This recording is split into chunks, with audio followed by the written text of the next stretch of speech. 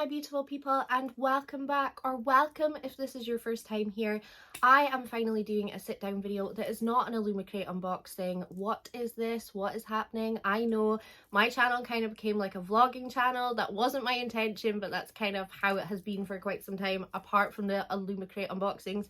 But today I am here to give you a review of a book that I've recently read to see, was it worth the hype? Now, if you guys have been here for a while, you'll know that I used to do a was it worth the hype videos like right back at the start, like a year ago, because I have been on YouTube for pretty much almost a year, which has been wild. So thank you very much for everybody that watches and joins in and comments on videos. Even those that don't comment, just thank you so much to everybody that watches.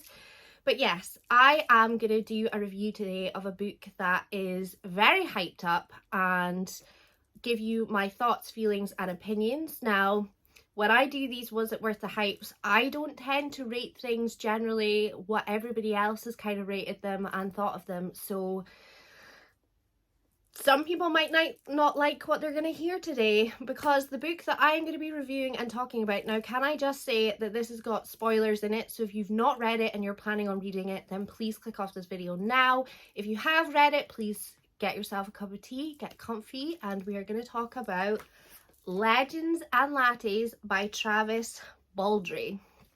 So, if you have been living under a rock, you might not have seen Legends and Lattes. It seems to be floating about all over the internet. This is the original, like, indie published version. The new version has been published and it came out in hardback. Mine is up there. I would go get it, but I can't be bothered. So, this was sold to me on the back as high fantasy with a double shot of self-reinvention.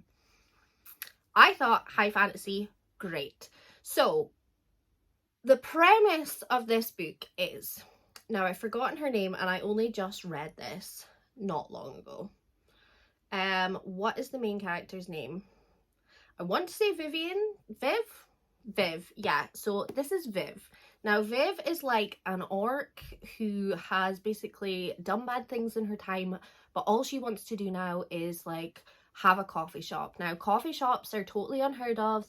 She's been to one in the city. People don't know what coffee is, and she wants to bring us to a little town, a little coffee shop. That's all she wants to do. She just wants to live a nice little life, serving coffee and forgetting about all the terrible things that she's done. This character here, who I've also forgotten her name, my goodness, can't remember her name. That's great. Anyway, this character here basically applies for the job because Viv puts up a job advert saying that she wants someone that works in sales and someone that preferably has experience in customer service. So she appears from nowhere and is basically like, just give me the job. So they start working together to build this coffee shop. Now Viv finds this contractor that has like all these wonderful ideas. He's got really good craftsmanship and basically helps create her dream of the coffee shop. So the coffee shop opens, and what happens is it doesn't go well. People don't know what coffee is. So this character here is what I'm going to say because I just can't remember her name.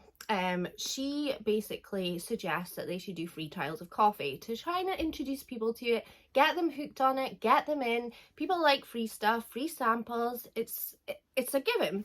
So this happens. People start coming along. They get their free coffees, and then it kind of becomes a thing.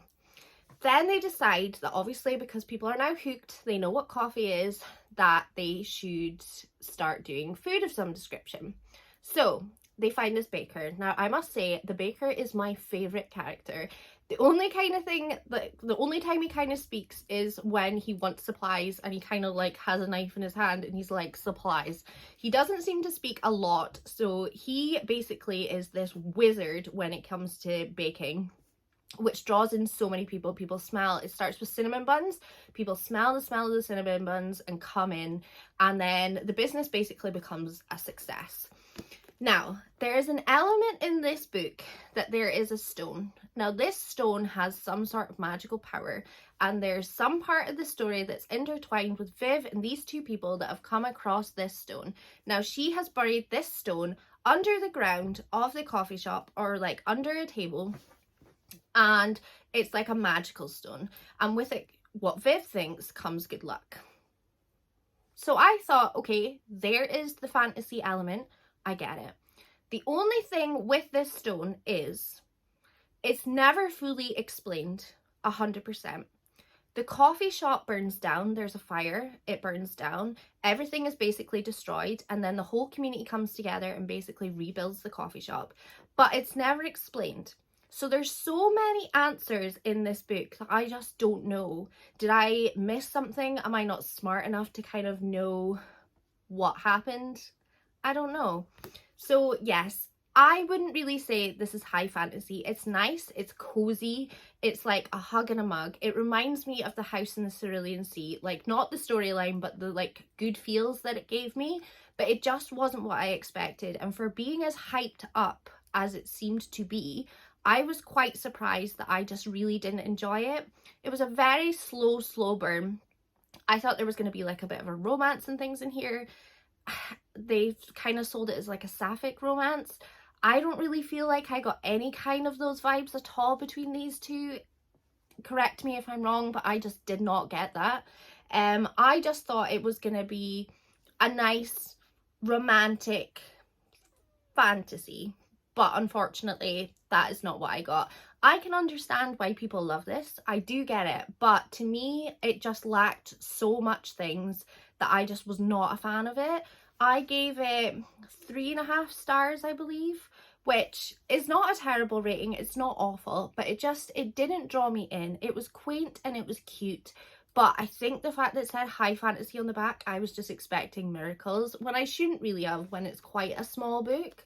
So yeah, if you like the cozy sort of cute, quaint, nothing really happens, you kind of get to know the characters, there's no world building, which is what I was expecting. It's just very basic introduction to very low fantasy. So if that is something that you're looking for, then you'll probably really enjoy Legends and Lattes. Like I said, so many people have liked Legends and Lattes and absolutely loved and adored it, but it was just not my cup of tea. So in relation to whether I think it was worth the hype, I personally, and I know that I am in the very small minority of people that did not enjoy this, but basically it was not worth the hype in my opinion, but many other people have as well. So obviously books are written, not everybody in the world is going to love the same book, but in my personal opinion this was not worth the hype for me.